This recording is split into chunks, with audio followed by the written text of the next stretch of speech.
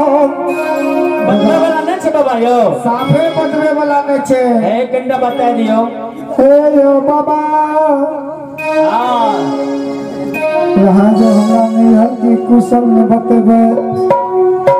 समाचार नहीं बतेबे तब हम केना बुझबे कि अपने काशी के पढ़ल पंडित छियै 6 महीना आगू 6 महीना पाछू जाने छियै। ठीक छे मलकनी हाँ हिरानी कहियो अपने के नहरा के कुशल हम बतावे छी बता दियो बाबा कि महाराबुन तुमने बताया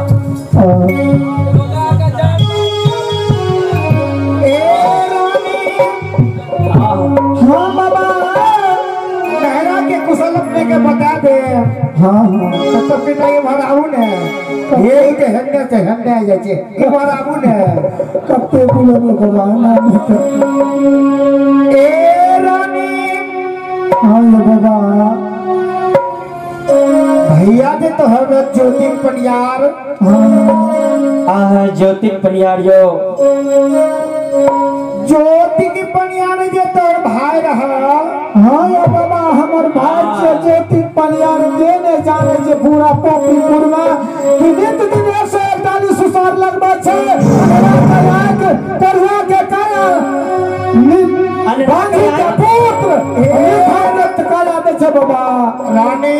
हाँ बाबा भाड़ा को बताबै छी बड़ा तके से नंबर बोलै छी ए रानी आइबा भैया के दिन दुर्दिन भाग लो जाओ जाओ रानी हाँ बाबा वह भैया के दिन दुर्दिन भाग लो हे बाबा हे भैया के दिन बाबा जयमंत रानी के चंपापुर में जे देखे छिए ते महलतारी चमकी वाला घर या बिना चमकिए के सब दिन बोल हे रानी हाँ बाबा भैया के दिन दुर्दिन भागला बाबा कंचन गया तोर बढ़िया कुश्ती भागला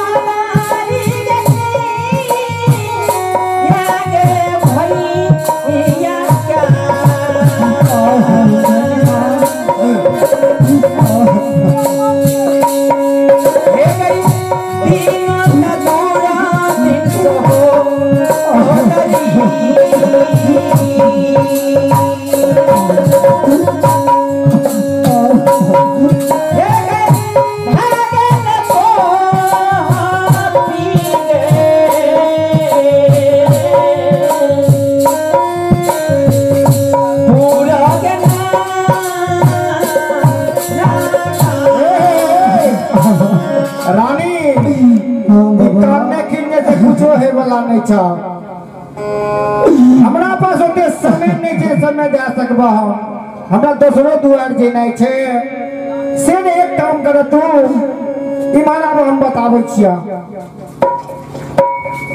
एगे नौरी तू मलकिनी के पहले समझा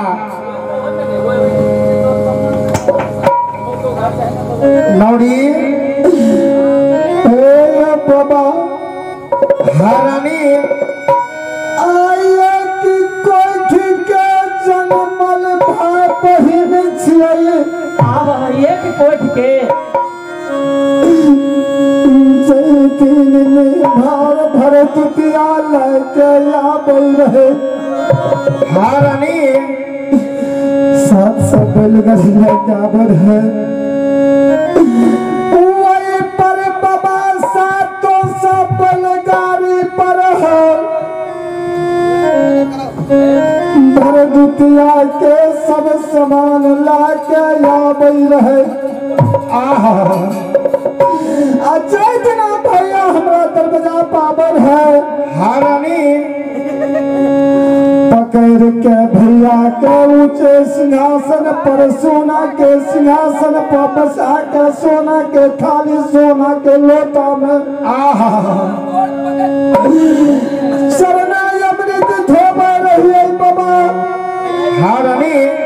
अल्लाह से भैया के दिन दुर्बल भाग गए सुनो सुनो ये सुना भैया बाबू सुनिए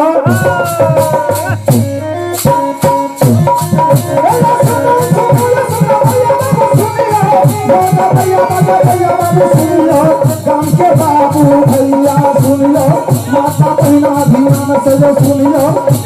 लीला पौधम से जो सुनियो ये बारी के कथा के सुनियो